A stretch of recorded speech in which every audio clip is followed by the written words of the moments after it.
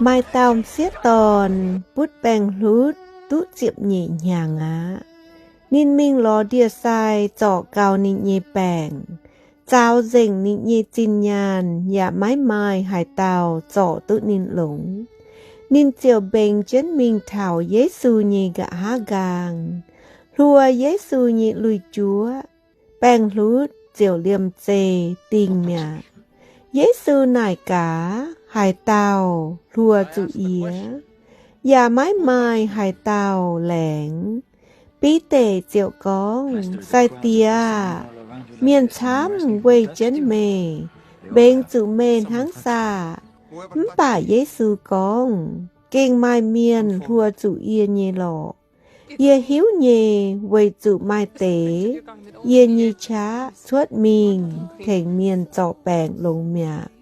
Vua tam xiết tòn, hoàng hải liu, chiều bình mấy buổi á.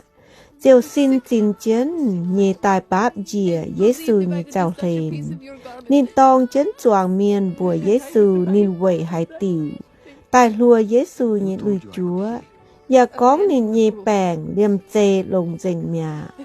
Giê-xu bùa nên xía à, quay chủ mây xiên ia. Mày nhê bèn chẹo lồng mẹ. Cún bèn on nhê dần béo á.